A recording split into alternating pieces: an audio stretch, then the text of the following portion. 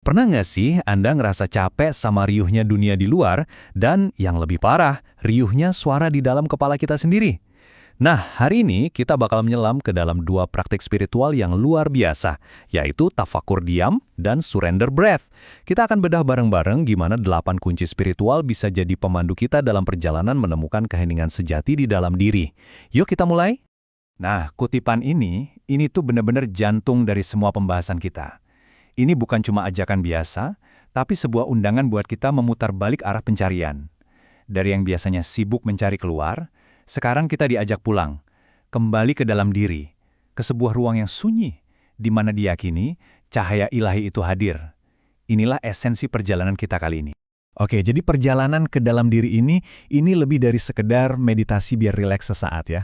Anggap aja ini semacam peta untuk melakukan sebuah transformasi fundamental, sebuah cara untuk bisa dibilang merombak ulang cara kita melihat dan memahami siapa diri kita sebenarnya. Terus gimana caranya kita bisa sampai ke pengalaman batin ini? Nah, kita butuh jembatan yang kokoh. Dan jembatan ini ternyata dibangun di atas dua pilar yang super kuat, tafakur diam dan surrender breath. Keduanya ini adalah fondasi dari semua yang akan kita bahas. Jadi, apa sih sebenarnya dua praktik inti ini?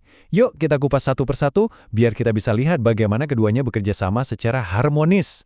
Coba deh kita lihat perbandingannya, ini menarik banget. Di satu sisi ada keheningan yang menyaksikan.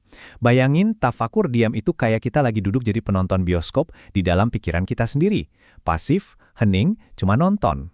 Nah, di sisi lain, napas yang menjadi cahaya dari surrender breath itu kebalikannya. Ini adalah tindakan yang aktif, di mana napas kita jadi alat buat menyalurkan energi ilahi. Jadi yang satu itu wadahnya, yang satu lagi itu isinya. Mari kita dalemin dulu soal tafakur diam. Ini bukan cuma soal diam loh, tapi ini adalah seni untuk jadi saksi yang netral bagi diri sendiri.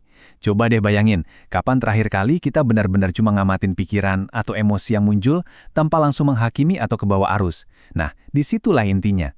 Jadi pengamat yang nggak ngejudge gejolak batin kita sendiri.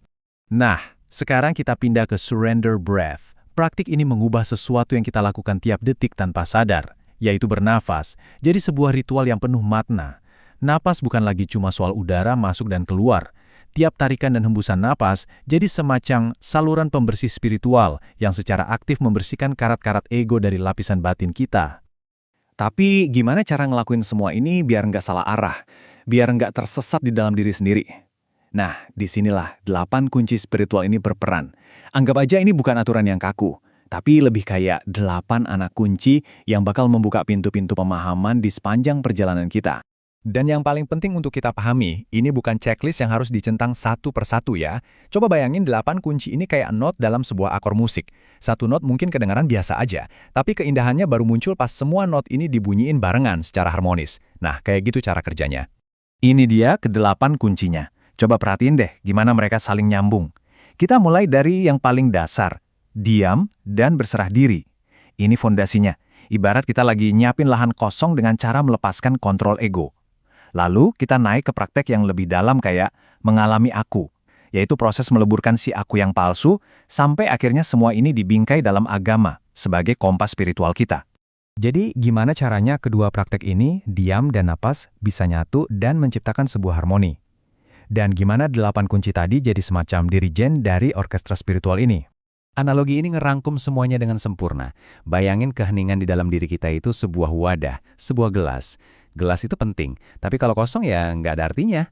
Nah, nafas inilah arusnya, energi hidup yang mengisi dan menghidupkan wadah keheningan itu. Keduanya nggak bisa dipisahin. Oke, terus apa hasilnya kalau semua ini, diam, napas, dan 8 kunci dipadukan?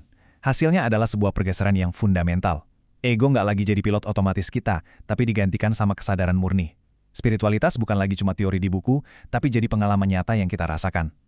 Dan yang paling penting, kedamaian batin bukan lagi tujuan yang jauh di sana, tapi jadi bagian dari keseharian kita.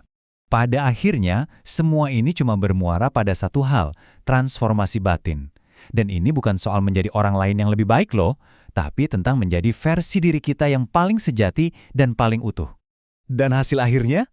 Wow, ini benar-benar transformatif.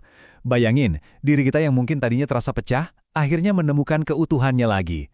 Selubung ego yang tebal itu perlahan terkikis, sampai cahaya batin kita yang selama ini tersembunyi akhirnya bisa bersinar. hati kita jadi lebih lapang, lebih terbuka, dan kesadaran kita meluas tanpa batas. Dan inilah poin terpentingnya. Praktek ini tujuannya bukan buat ngumpulin pengetahuan di kepala.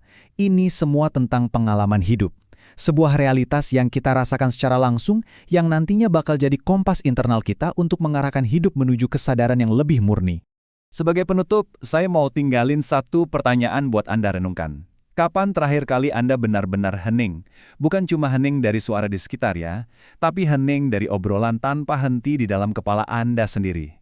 Coba deh direnungkan, karena mungkin saja jawaban yang selama ini Anda cari-cari justru ada di dalam keheningan itu.